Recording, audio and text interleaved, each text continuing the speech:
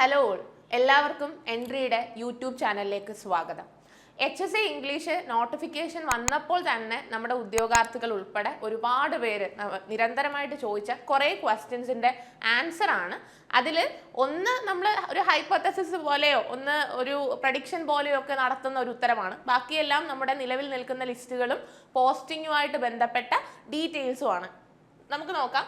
ഏത് ജില്ലയിൽ അപ്ലൈ ചെയ്യണം എന്നുള്ളത് വളരെ ഇമ്പോർട്ടൻ്റ് ആണ് HSC ഇംഗ്ലീഷിനെ സംബന്ധിച്ചോളം. കാരണം പല ജില്ലകളിലും നിയമനം വളരെ കുറവും മറ്റ് ജില്ലകളിൽ ധാരാളമായിട്ട് നിയമനങ്ങളും നടക്കുന്ന ഒരു സാഹചര്യത്തിൽ കോമ്പറ്റീഷൻ കൂടി നോക്കി കട്ട് ഓഫ് കൂടി നോക്കി നമ്മുടെ ഒരു ലെവൽ അനുസരിച്ച് ഏത് ജില്ല നമ്മൾ അപ്ലൈ ചെയ്യുന്നു എന്നുള്ളത് നമുക്ക് ജോലി കിട്ടുമോ ഇല്ലയോ എന്നുകൂടി നിർണ്ണയിക്കുന്ന ഒരു ഫാക്ടറായി മാറുന്ന ഈ കാലഘട്ടത്തിൽ നമുക്ക് ആ ഒരു HSC ഇംഗ്ലീഷിൻ്റെ ഡീറ്റെയിൽസിലേക്കൊന്ന് പോവാം. ഈ ഒരു വീഡിയോയിൽ ഡിസ്കസ് ചെയ്യുന്ന 5 ബേസിക് ക്വസ്റ്റ്യൻസ് ആണ്. നിങ്ങൾ തന്നെ പലപ്പോഴായിട്ട് ചോദിച്ചിരിക്കുന്ന ക്വസ്റ്റ്യൻസ് ആണ്. ആദ്യത്തേത് നിയമന നില, നിലവിലത്തെ ജില്ലകളുടെ നിയമന നില, എന്തുമാത്രം അഡ്വൈസുകൾ പോയി, എന്തുമാത്രം നിയമനങ്ങൾ നടന്നു, ഏതൊക്കെ ജില്ലകളാണ് ഏറ്റവും കൂടുതൽ നിയമനം നടന്നിട്ടുള്ളത്, ഏതൊക്കെയാണ് ഗ്രാഫിൽ കുറച്ച് പുറകിൽ നിൽക്കുന്നത് എന്നുള്ളത് നമ്മൾ കൃത്യമായിട്ട് മനസ്സിലാക്കേണ്ട ഒരു കാര്യമാണ്. രണ്ടാമത്തത് കട്ട് ഓഫ്. ഇപ്പം മലപ്പുറത്തെ സംബന്ധിച്ചാണെങ്കിൽ ഏറ്റവും കൂടുതൽ നിയമനങ്ങൾ നടന്ന ജില്ല മലപ്പുറമാണ്. പക്ഷേ മലപ്പുറത്തിൻ്റെ കട്ട് ഓഫും കൂടുതലാണ്.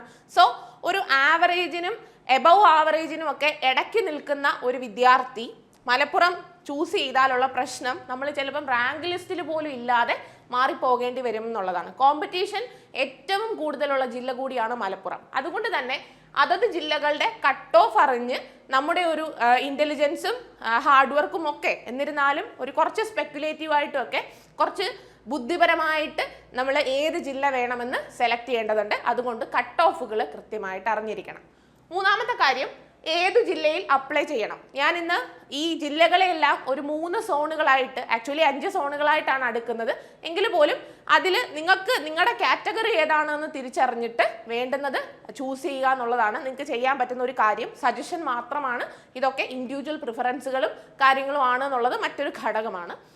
നാലാമത്തത്, HSA നോട്ടിഫിക്കേഷൻ, ഇംഗ്ലീഷിൻ്റെ നോട്ടിഫിക്കേഷൻ വന്നപ്പോൾ തന്നെ ഏറ്റവും അധികം ചോദ്യങ്ങൾ ഉണ്ടാക്കിയ ഒരു കാര്യമാണ് കമ്മ്യൂണിക്കേറ്റീവ് ഇംഗ്ലീഷ്.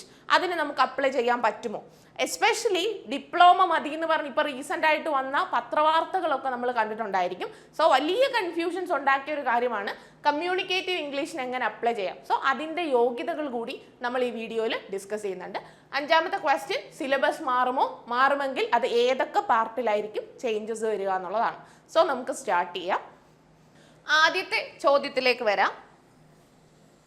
നിയമന നില, നിലവിലത്തെ ലിസ്റ്റുകളിൽ നിന്ന് എത്രമാത്രം അഡ്വൈസുകൾ പോയിട്ടുണ്ട്, ഏതൊക്കെ ജില്ലകളിൽ എത്രാമത്തെ റാങ്കിലുള്ളവർ വരെ ജോലിയിൽ കയറി എന്നുള്ളത് അറിഞ്ഞിരിക്കേണ്ട കാര്യമാണ്. അതിൽ സംസ്ഥാന വ്യാപകമായിട്ട് 649, 14 ജില്ലകളിലും കൂടി ആൻറ്റിസിപ്പേറ്റ് ചെയ്യുന്ന വേക്കൻസി 649 വേക്കൻസിയാണ്. നിലവിലെ ലിസ്റ്റിന്റെ കാര്യമാണ് പറയുന്നത്, ഇപ്പോൾ വന്ന നോട്ടിഫിക്കേഷന്റെ കാര്യമല്ല.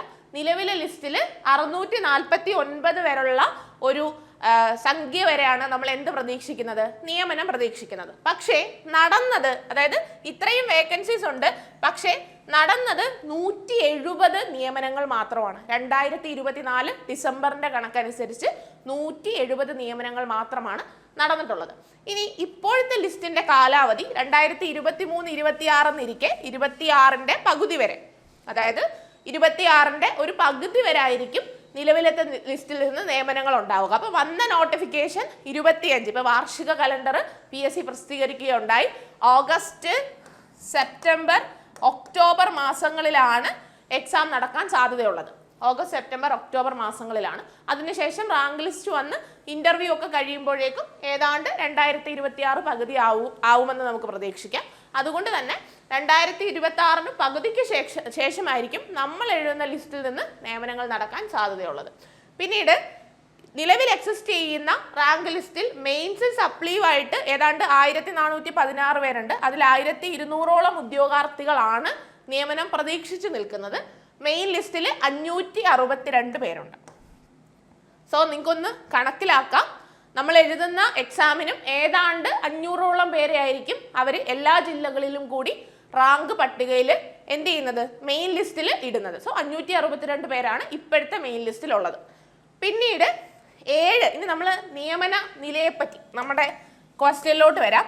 7 ജില്ലകളിൽ 10-ൽ താഴെയാണ് നിയമനം നടന്നിട്ടുള്ളത്.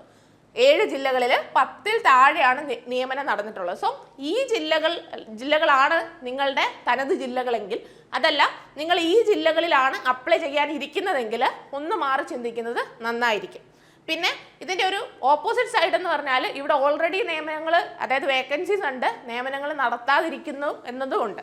സോ 2 തരത്തിലും ചിന്തിച്ചിട്ട് വേണം ഒരു ഡിസിഷൻ എടുക്കാൻ. ബിലോ, അതായത് 10-ൽ താഴെ നിയമനങ്ങൾ നടന്ന 7 ജില്ലകളുണ്ട്. എറണാകുളമാണ് HSA ഇംഗ്ലീഷിനെ സംബന്ധിച്ച് വളരെ നെഗറ്റീവ് ഷെയ്ഡിൽ നിൽക്കുന്ന ഒരു ജില്ല എന്ന് പറയുന്നത്. നിങ്ങൾക്കറിയാം, ഈ ന്യൂ ഇയർ അടുപ്പിച്ച് അവിടുത്തെ റാങ്ക് ഹോൾഡേഴ്സ് ഒക്കെ ഭയങ്കരമായ സമരങ്ങളൊക്കെ നടത്തുന്നുണ്ട്. സോ എറണാകുളത്താണ് നിയമങ്ങൾ ഒന്നുമേ നടക്കാതെ ഇരിക്കുന്നത്. കുറവ് എന്ന് നമുക്ക് പറയാവുന്നത് പത്തനംതിട്ട, കോട്ടയം, ഇടുക്കിയാണ്. പിന്നെ മലപ്പുറത്തെ കാര്യമാണ്. മലപ്പുറത്ത് 301 പേരുള്ളതിൽ 41 പേരുടെ നിയമനങ്ങൾ ഓൾറെഡി കഴിഞ്ഞു. 301 വേക്കൻസീസ് അല്ല, 301 പേരാണ് ലിസ്റ്റിലുള്ളത്. അതിൽ 41 പേരുടെ നിയമനങ്ങൾ എന്ത് ചെയ്തു? കഴിഞ്ഞു. 2018 323 പേർക്ക് അഡ്വൈസ് അയച്ചിട്ടുണ്ട്. അപ്പോൾ അത് വെച്ച് കമ്പയർ ചെയ്യുമ്പോൾ ഇത് തീരെ കുറവാണെന്നൊരു ആക്ഷേപം കൂടിയുണ്ട്. നോക്കിക്കേ, അപ്പം നമ്മൾ പറഞ്ഞത് 649 ഒഴിവുകളോളം ഉണ്ടെങ്കിലും 170 നിയമനങ്ങൾ മാത്രമാണ് നടന്നത്.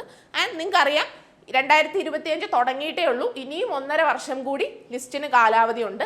നിയർലി ഒരു ജില്ലയിൽ നിന്ന് 50 പേരെ വരെ എടുക്കാം എന്ന് നമുക്ക് കണക്ക് കൂട്ടാം. സോ നിയമനങ്ങൾ നടക്കുന്നില്ല എന്നതിനപ്പുറത്തേക്ക് പഠിച്ചാൽ കുറച്ച് 2-3 വർഷത്തിനുള്ളിൽ തന്നെ ആ ലിസ്റ്റിന്റെ കാലാവധി തീരുമ്പോഴേക്കും നമുക്ക് ജോലിയിലേക്ക് കടക്കാൻ പറ്റുന്ന ഒരു പരീക്ഷ കൂടിയാണ് HSA ഇംഗ്ലീഷ്. നിലവിൽ 170 പേർക്കാണ് അഡ്വൈസ് പോയിട്ടുള്ളത്. സോ ഇനി നമുക്ക് ഓരോ ജില്ല തിരിച്ച് എത്ര നിയമനങ്ങൾ നടന്നിട്ടുണ്ടെന്ന് നോക്കാം. ഇവിടെ മലപ്പുറത്തെ ദൂരേക്ക് മാറ്റിയിട്ടിരിക്കുന്നതിന്റെ കാര്യം തന്നെ ഏറ്റവും കൂടുതൽ നിയമനങ്ങൾ നടന്ന ജില്ല എന്നുള്ളതാണ്. 41. നമ്മുടെ പല സ്റ്റുഡൻസും ചോദിക്കുന്നത് HSA ഇംഗ്ലീഷ് ഞങ്ങൾ അങ്ങ് മലപ്പുറത്ത് അപ്ലൈ ചെയ്തോട്ടെ, ഞങ്ങൾ അങ്ങ് മരിച്ചു പഠിച്ചോളാം, എന്തായാലും ജോലി കിട്ടുമല്ലോ എന്നുള്ളതാണ് പലരും ചോദിക്കുന്നത്. ശരിയാണ്, കൗണ്ട് വൈസ് നോക്കിയാൽ ഏറ്റവും കൂടുതൽ അഡ്വൈസ് നടന്നിരിക്കുന്നത് മലപ്പുറത്താണ്. പക്ഷേ എഗെയിൻ നമ്മൾ റിപ്പീറ്റ് ചെയ്ത് പറയുന്ന 2 കാര്യങ്ങളുണ്ട്. മലപ്പുറം അപ്ലൈ ചെയ്യുന്നതിന് മുമ്പ് നിങ്ങളുടെ മനസ്സിൽ ഒന്ന്, കോമ്പറ്റീഷൻ വളരെയധികം കൂടുതലാണ്. കോമ്പറ്റീഷൻ മലപ്പുറത്തെ സംബന്ധിച്ച് വളരെയധികം കൂടുതലാണ്. ഏറ്റവും കൂടുതൽ മാർക്ക് ഉണ്ടെങ്കിൽ മാത്രമേ നിങ്ങൾ ആ റാങ്ക് ലിസ്റ്റിൽ പോലും ഉൾപ്പെടുകയുള്ളൂ. പിന്നീടാണ് നിങ്ങൾക്ക് ആദ്യത്തെ 40 ഈ ലിസ്റ്റ് അവസാനിക്കുമ്പോഴേക്കും ഏതാണ്ട് ഒരു 70, 80, 90 പേർക്ക് ഇവിടെ നിന്ന് നിയമനങ്ങൾ ഉണ്ടാവാൻ സാധ്യതയുണ്ട്. പക്ഷേ കോമ്പറ്റീഷൻ വളരെ കൂടുതലാണ്. അത്രമാത്രം നിങ്ങൾ കോൺഫിഡൻ്റ് ആണെങ്കിൽ മാത്രമേ. ഇപ്പം മലപ്പുറം അസോസിയേറ്റഡ് ആയിട്ടുള്ള ജില്ലകളെ സംബന്ധിച്ച് കുഴപ്പമില്ല. പക്ഷേ തെക്കൻ ജില്ലകളിലുള്ളവർ മലപ്പുറം അപ്ലൈ ചെയ്യുന്നതിന് മുമ്പ് 2 വട്ടം ആലോചിക്കണം. അതിൽ ആദ്യം ആലോചിക്കേണ്ടത് അവിടുത്തെ കോമ്പറ്റീഷൻ വളരെ കൂടുതൽ ഉണ്ടെന്നാണ്. രണ്ടാമത്തത് ഡിസ്റ്റൻസ്.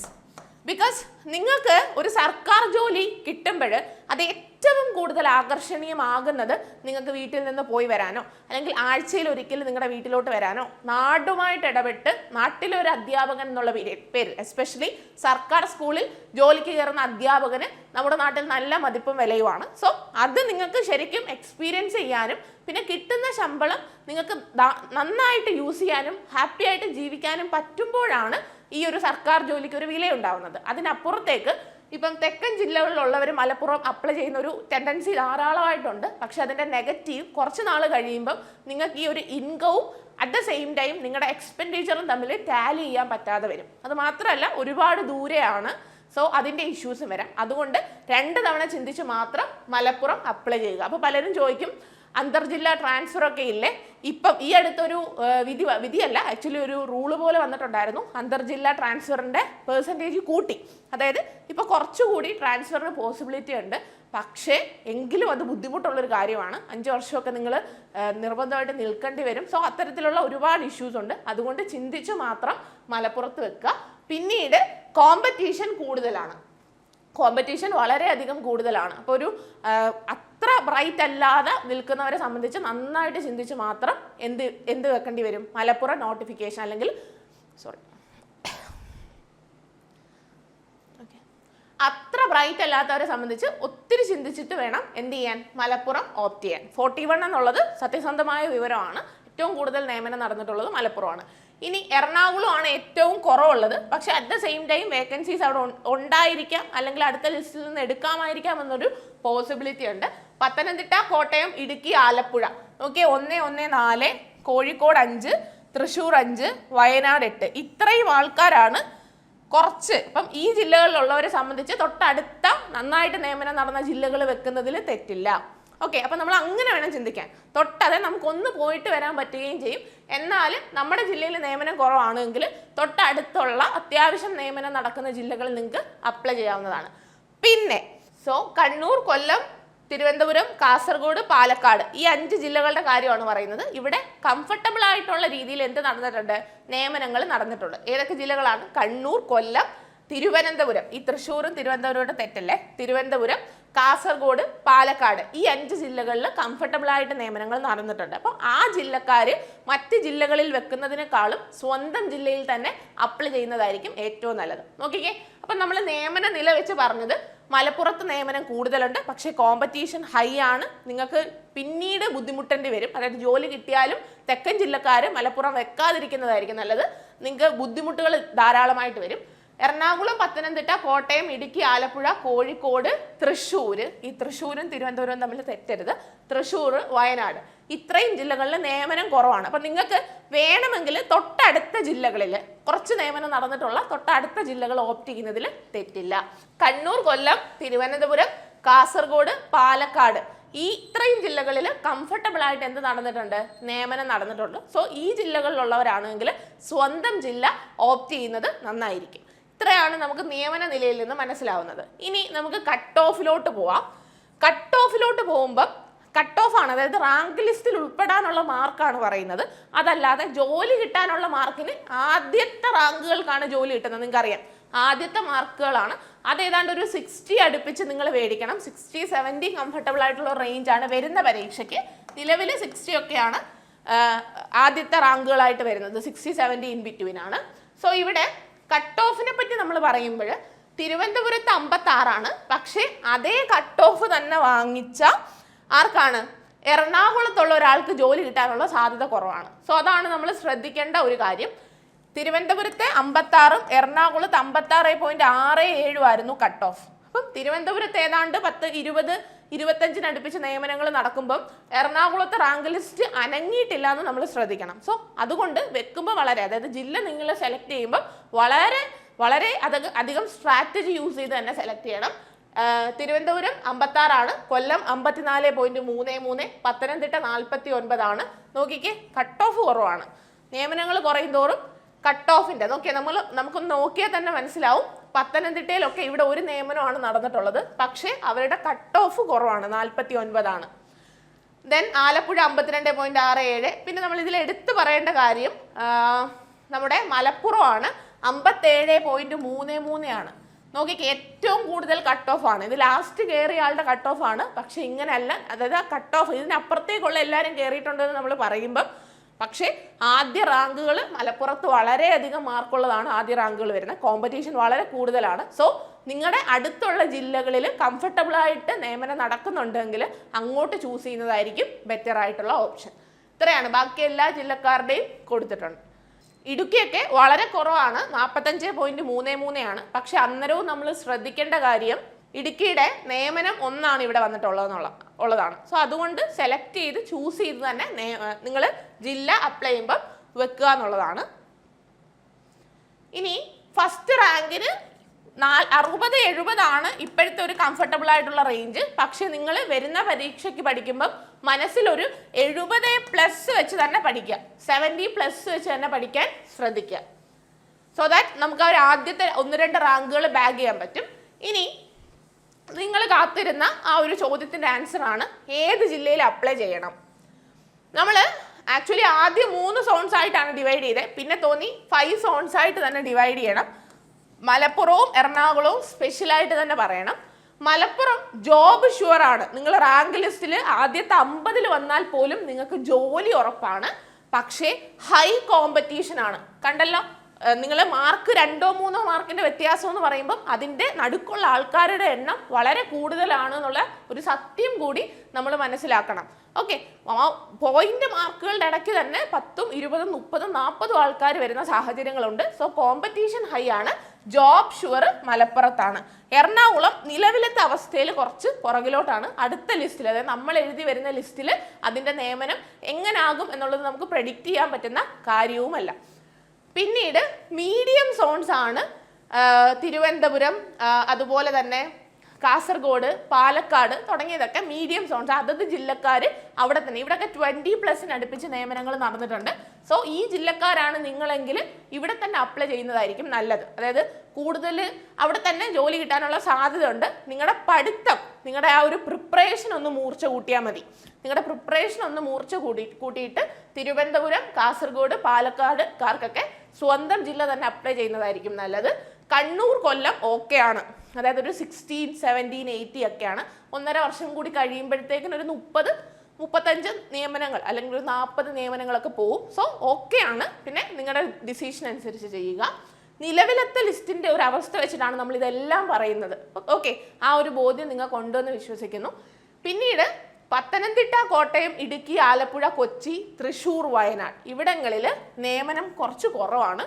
സോ മുകളിലോട്ടുള്ള ജില്ലകൾ ഏതെങ്കിലും നിങ്ങളുടെ അയൽ ജില്ലകളായിട്ടുണ്ടെങ്കിൽ അത് അപ്ലൈ ചെയ്യുക. ഒരുപാട് ദൂരെ പോയി ജോലി ചെയ്യാതിരിക്കുക എന്നുള്ളതാണ് ആദ്യം പറയാനുള്ളത്. സോ നിങ്ങൾക്ക് പോയിട്ട് വരാൻ പറ്റുന്ന ഡിസ്റ്റൻസിലുള്ള ജില്ലകൾ അടുത്തുണ്ടെങ്കിൽ അത് അപ്ലൈ ചെയ്യുക. ഇതാണ് ഏത് ജില്ലയിൽ അപ്ലൈ ചെയ്യണം. അതായത് ഒരാൾക്ക് ഇപ്പം നമുക്ക് മലപ്പുറത്തെ കുറച്ച് സ്റ്റുഡൻസ് നമ്മളോട് പറയുകയുണ്ടായി. അവരെന്ന് പറഞ്ഞാൽ അത്ര ബ്രൈറ്റ് അല്ല, പക്ഷേ അവരുടെ ജില്ല വിട്ടാണ് എക്സാം എഴുതാൻ സെലക്ട് ചെയ്യുന്നത്. ബിക്കോസ് ഇവിടെ എന്താണ്, ഇവിടെ ഭയങ്കര കോമ്പറ്റീഷനാണ്. പിന്നെ പലരും പറഞ്ഞു കേൾക്കുന്നുണ്ട് അതത് ജില്ലയ്ക്ക് എന്തുണ്ടെന്ന്, എക്സ്ട്രാ മാർക്ക് ഇൻ്റർവ്യൂവിനുണ്ടെന്ന്. നമ്മൾ തിരക്കിയപ്പോൾ അറിയാൻ കഴിഞ്ഞത് അത്തരത്തിലുള്ള യാതൊരു ആനുകൂല്യങ്ങളും ഇല്ല. നമ്മൾ ഗസ്റ്റ് ഇൻ്റർവ്യൂവിനൊക്കെ പോകുമ്പോൾ അതത് പഞ്ചായത്തിനൊക്കെ മാർക്ക് ഉണ്ടായിരിക്കും. പക്ഷേ ഈ HSA എന്ന് പറയുന്ന ഒരു എക്സാമിന് അങ്ങനെ നമ്മുടെ ജില്ല മാത്രം അപ്ലൈ ചെയ്തതുകൊണ്ട് നമുക്ക് അങ്ങനെ എക്സ്ട്രാ മാർക്കുകളൊന്നുമില്ല. സോ തൊട്ടടുത്തുള്ള ജില്ലകളിലോട്ട് കംഫർട്ടബിൾ, അല്ലെങ്കിൽ 2ാമത്തെയും 3ാമത്തെയും ജില്ലകളിലോട്ട് പോകുന്നത് കൊണ്ട് കുഴപ്പമില്ല. മലപ്പുറത്തെ അത്യാവശ്യം പ്രിപ്പയർ ചെയ്യുന്ന, എന്നാൽ ഈ കോമ്പറ്റീഷൻ പേടിച്ച് മറ്റ് ജില്ലകളിലേക്ക് അപ്ലൈ ചെയ്യുന്ന സ്റ്റുഡൻസും ഉണ്ട്. നിങ്ങൾ ഭയങ്കര കോൺഫിഡൻ്റ് ആണ്, യാത്ര ചെയ്തോ മൈഗ്രേറ്റ് ചെയ്തോ ഒക്കെ പോകാൻ താല്പര്യം ഉണ്ടെങ്കിൽ ഇനിയും നിങ്ങൾക്ക് മലപ്പുറം എന്ന് പറയുന്ന ആ ഒരു ജില്ല സെലക്ട് ചെയ്യാവുന്നതേ ഉള്ളൂ. ഇനി ഏറ്റവും അധികം കൺഫ്യൂഷൻസ് ആയിട്ട് സ്റ്റുഡൻസ് ചോദിച്ചൊരു ചോദ്യമാണ്, കമ്മ്യൂണിക്കേറ്റീവ് ഇംഗ്ലീഷ് ഞങ്ങൾക്ക് അപ്ലൈ ചെയ്യാമോ? കമ്മ്യൂണിക്കേറ്റീവ് ഇംഗ്ലീഷ് അപ്ലൈ ചെയ്യാൻ രണ്ട് യോഗ്യത ഉള്ളവർക്ക് ഇത് അപ്ലൈ ചെയ്യാൻ പറ്റും. ആദ്യത്തേതാണ് ഐഡിയൽ യോഗ്യത. നിങ്ങളുടെ MA കമ്മ്യൂണിക്കേറ്റീവ് ഇംഗ്ലീഷിലായിരിക്കണം. ഓക്കെ, സോ ഇവിടെ കേരളത്തിൽ MA കമ്മ്യൂണിക്കേറ്റീവ് ഇംഗ്ലീഷ് വളരെ കുറവാണ്, ഇല്ല എന്ന് തന്നെ പറയാം. അതുകൊണ്ടാണ് നമുക്ക് എന്ത് ചെയ്തത്, ഒരു PG ഡിപ്ലോമ കമ്മ്യൂണിക്കേറ്റീവ് ഇംഗ്ലീഷിലുള്ള ഒരു PG ഡിപ്ലോമ ഉള്ളവർക്കും വേണമെങ്കിൽ കമ്മ്യൂണിക്കേറ്റീവ് ഇംഗ്ലീഷിന് അപ്ലൈ ചെയ്യാമെന്ന് പറഞ്ഞത്. നോക്കിക്കോണേ, ഏറ്റവും ഐഡിയൽ യോഗ്യത കമ്മ്യൂണിക്കേറ്റീവ് ഇംഗ്ലീഷിൽ MA വേണം. ഇനി MA നിങ്ങൾക്കില്ല അല്ലെങ്കിൽ നമ്മുടെ കേരളത്തിൽ തന്നെ MA ഇല്ലാത്ത ഒരുപാട്, അതായത് അവർക്ക് നിയമനം നടത്താൻ പോലും MA ഇൻ കമ്മ്യൂണിക്കേറ്റീവ് ഇംഗ്ലീഷ് ഇല്ലാത്തത് കൊണ്ട് ഇക്വലൻസി പോലെ PG ഇൻ കമ്മ്യൂണിക്കേറ്റീവ് ഇംഗ്ലീഷ് ഉള്ളവർക്ക് അതെന്ത് ചെയ്യാം, അപ്ലൈ ചെയ്യാം. അല്ലാതെ മറ്റാർക്കും ഈ ഒരു കമ്മ്യൂണിക്കേറ്റീവ് ഇംഗ്ലീഷ് എന്ന് പറയുന്ന കോഴ്സിലോട്ട് അപ്ലൈ ചെയ്യാൻ പറ്റത്തില്ല. ഇവിടുത്തെ പ്രധാന പ്രശ്നം BA കമ്മ്യൂണിക്കേറ്റീവ് ഇംഗ്ലീഷ് എടുത്ത സ്റ്റുഡൻസ് ആണ് കൂടുതലും ഡൗട്ട് ഉണ്ടാക്കുന്നത്. അവർക്ക് അപ്ലൈ ചെയ്യാൻ പറ്റുമോ? ഇല്ല. ഞാൻ BA കമ്മ്യൂണിക്കേറ്റീവ് ഇംഗ്ലീഷ് ആണ്, PG ചെയ്തത് ഇംഗ്ലീഷിലാണ്, നമ്മുടെ B.Edഉം എല്ലാം ഇംഗ്ലീഷിലാണ്. പക്ഷേ എനിക്കും ഏതിലോട്ട് അപ്ലൈ ചെയ്യാൻ പറ്റത്തില്ല, കമ്മ്യൂണിക്കേറ്റീവ് ഇംഗ്ലീഷിൻ്റെ HSAയിലോട്ട് അപ്ലൈ ചെയ്യാൻ പറ്റത്തില്ല. മനസ്സിലായി കാണുമെന്ന് വിചാരിക്കുന്നു. നോക്കിക്കേ, first condition MA communicative English, B.Edഉം സെറ്റും ഇംഗ്ലീഷിൽ. അടുത്തത് MA ഇംഗ്ലീഷ് ആയിക്കോട്ടെ, പക്ഷെ നിങ്ങൾ അധികമായിട്ട് പോയി PG diploma in English for communication ചെയ്തിരിക്കണം. അതിൻ്റെ കൂടെ സെറ്റ് ഇംഗ്ലീഷ്. ഇത് രണ്ടും ഉള്ളവർക്ക് മാത്രമേ കമ്മ്യൂണിക്കേറ്റീവ് ഇംഗ്ലീഷ് അപ്ലൈ ചെയ്യാൻ പറ്റൂ. അതായത് ഫലത്തിൽ ഒന്നുകിൽ നിങ്ങൾക്ക് MA കമ്മ്യൂണിക്കേറ്റീവ് ഇംഗ്ലീഷ് വേണം, അല്ലെങ്കിൽ PG diploma in communicative English വേണം. ആക്ച്വലി ഇതൊരു വലിയ സാധ്യതയാണ്. ഉടനെ തന്നെ HSST നോട്ടിഫിക്കേഷൻ വരും. ഏതാണ്ട് 47 ഒഴിവുകളാണ് കമ്മ്യൂണിക്കേറ്റീവ് ഇംഗ്ലീഷിൻ്റെ HSSTയിൽ വരുന്നതെന്നാണ് കേൾക്കുന്നത്. പക്ഷെ അത് അപ്ലൈ ചെയ്യണമെങ്കിൽ നമുക്ക് മിനിമം ആ ഒരു PG diploma in communicative English എങ്കിലും വേണം. ഓക്കെ ആണോ? 17 വർഷമായിട്ട് ടെമ്പററി ആയിട്ടുള്ള ആൾക്കാരാണ് ഈ പോസ്റ്റിൽ പഠിപ്പിക്കുന്നത്. HSST കമ്മ്യൂണിക്കേറ്റീവ് ഇംഗ്ലീഷ് നോട്ടിഫിക്കേഷൻ ഉടൻ വരുമെന്ന് പറയുന്നുണ്ട്. വിദ്യാഭ്യാസ വകുപ്പ് അപ്പം നമ്മുടെ സാധാരണ ഇപ്പം നിലവിൽ ആ ഒരു യോഗ്യതയുള്ളവർ കേരളത്തിൽ ഇല്ലെങ്കിൽ സാധാ ഇംഗ്ലീഷുകാരെയും പരിഗണിച്ചൂടെ എന്ന് ചോദിച്ച് ഉദ്യോഗാർത്ഥികൾ ചെല്ലുകയും അങ്ങനെ വിദ്യാഭ്യാസ വകുപ്പ് NCERT-യോട് ഒരു റിപ്പോർട്ട് തയ്യാറാക്കാൻ പറഞ്ഞ് NCERT ഉണ്ടാക്കിയ റിപ്പോർട്ടിന്റെ പുറത്താണ് PG diploma in communicative English പരിഗണിക്കുന്നത് തന്നെ. ഓക്കെ, സോ ആ നോട്ടിഫിക്കേഷൻ നമ്മൾ ഉടനെ തന്നെ പ്രതീക്ഷിക്കുന്നുണ്ട്. ഇനി 5ാമത്തെ ക്വസ്റ്റ്യൻ സിലബസ് മാറുമോ എന്നുള്ളതാണ്. സിലബസിൽ എന്തായാലും നമ്മൾ ചേഞ്ചസ് എക്സ്പെക്ട് ചെയ്യുന്നുണ്ട്, പക്ഷേ ടോട്ടലി ചേഞ്ച് ചെയ്യല്ല ചെയ്യുന്നത്. അതായത് പോയട്രി, പ്രോസ്, ഫിക്ഷൻ തുടങ്ങിയെടുത്ത് കുറച്ച് അഡീഷൻസോ ഡിലീഷൻസോ വരും. ആസ് സച്ച് കംപ്ലീറ്റ് എടുത്ത് മാറ്റത്തില്ല, കുറച്ച് അഡീഷൻസോ ഡിലീഷൻസോ വരാൻ സാധ്യതയുണ്ട്. അതുപോലെ തന്നെ ഡിസബിലിറ്റി സ്റ്റഡീസ് ഇൻക്ലൂഡഡ് ആവും. May be disability studies included ആവും. കുറച്ച് കൾച്ചറൽ സ്റ്റഡീസ് ചിലപ്പോൾ തന്നേക്കാം. പിന്നെ അതുപോലെ തന്നെ ട്രോമ സ്റ്റഡീസ്. ഇപ്പോൾ പുതിയ ലിറ്ററേച്ചർ, ന്യൂ ലിറ്ററേച്ചേഴ്സ് ധാരാളമായിട്ട് വരും. പ്രോസ്, പോയട്രി, ഫിക്ഷൻ ഒന്നും വലിയ ചേഞ്ചസ് അല്ല, കുഞ്ഞ് ചേഞ്ചസ് വരാൻ സാധ്യതയുണ്ട്. അതെങ്ങനെ വന്നാലും എൻട്രിയുടെ കോഴ്സിന് നമ്മളത് ചേഞ്ച് എക്സ്പെക്ട് ചെയ്യുന്നുണ്ട്. അത് ബാലൻസ് ചെയ്യാൻ നമുക്ക് പറ്റും എന്ന് പറഞ്ഞ് ഇത് പഠിക്കാതെ ഇരിക്കുന്നത്. ഇപ്പം നമ്മൾ പല ആപ്പുകളും നോക്കുമ്പോൾ പലരും ഈ ഒരു പോർഷൻ തൊടാതെ ബാക്കി ലിറ്ററേച്ചർ, എന്താണ് ക്രിട്ടിക്കൽ സ്റ്റഡീസും കാര്യങ്ങളും, കൾച്ചറൽ സ്റ്റഡീസ്, മെത്തഡോളജിയിലൊക്കെയാണ് ഫോക്കസ് ചെയ്ത് പഠിക്കുന്നത്. പക്ഷെ നമ്മളിത് തൊടാതെ ഇരിക്കുന്നത് അവസാന സമയത്ത് നമുക്കൊരു ബൾക്ക്, ബിക്കോസ് ഇത് ഭയങ്കര ബൾക്കായിട്ടുള്ളൊരു ടോപ്പിക്കാണ്. അപ്പോൾ ആ ഒരു ബൾക്ക് അവസാന സമയത്ത് നമുക്ക് എടുത്താൽ ഭയങ്കര ബുദ്ധിമുട്ടായിരിക്കും അത് ഉള്ളിലേക്ക് വരാൻ. അതുകൊണ്ടാണ്, അല്ലെങ്കിൽ നമുക്കത് മനനം ചെയ്യാനും പഠിക്കാനും നമുക്ക് എക്സാമിന് പ്രോപ്പറായിട്ട് ഭയങ്കര ടെൻഷനായിരിക്കും. അതുകൊണ്ട് നിലവിലത്തെ സിലബസ് പ്രിപ്പയർ ചെയ്യുക, പഠിക്കുക. എൻട്രിയുടെ കോഴ്സ് നമ്മൾ ഫ്ലെക്സിബിൾ ആക്കി തന്നെയാണ് വെച്ചിരിക്കുന്നത്. ഏത് നിമിഷം എന്ത് ചേഞ്ച് ഉണ്ടായാലും നമുക്ക് അതിനെ അഡാപ്റ്റ് ചെയ്യാൻ പറ്റും. അഡാപ്റ്റ് ചെയ്യാൻ പറ്റിയ ടീച്ചേഴ്സ് നമ്മുടെ കയ്യിലുണ്ട്. അതുപോലെ തന്നെ മറ്റൊരു വളരെ ഇമ്പോർട്ടൻ്റ് ആയിട്ടുള്ള കാര്യമാണ് നമ്മുടെ യുണീക്കായിട്ടുള്ള സ്റ്റഡി പ്ലാൻ വരുന്നുണ്ട്. എല്ലാ തരത്തിലും സജ്ജമായിട്ട് നമ്മൾ ഈ എക്സാമിൻ്റെ പിറകെ തന്നെയാണ്, HSC ഇംഗ്ലീഷിൻ്റെ പിറകെ തന്നെയാണ്. സോ എക്സാം വരെയും നിങ്ങൾക്ക് സപ്പോർട്ട് ഉണ്ടായിരിക്കും. ഇപ്പം തന്നെ ധാരാളം ഉദ്യോഗാർത്ഥികൾ ജോയിൻ ചെയ്യുന്നുണ്ട്. ഗോൾഡ് ലൈവിലൊക്കെ ആണെങ്കിൽ ടീച്ചേഴ്സിൻ്റെ തന്നെ സ്പെഷ്യൽ സീരീസ് ആണ്. എൻ്റെയൊക്കെ ഡീകോഡിങ് നമ്മൾ തുടങ്ങിയിട്ടുണ്ട്, ജസ്റ്റ് ഈ ആഴ്ച തുടങ്ങിയതേ ഉള്ളൂ. കറക്റ്റ് പാരലായിട്ടുള്ളൊരു മൂവ്മെൻ്റ് ആണ് ഡീകോഡിങ്. അതായത് മുഴുവൻ പുസ്തകങ്ങളെയും മുഴുവൻ മൂവ്മെൻറ്റുകളെയും ഒന്നിച്ച് നിങ്ങൾക്കൊരു പാരലൽ സപ്പോർട്ട് പോലാണ്.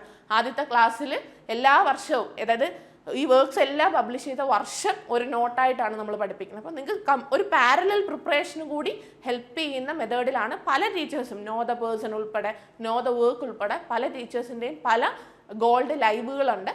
സോ ഈ ഒരു എക്സാമിന് നന്നായിട്ട് പ്രിപ്പയർ ചെയ്യുക.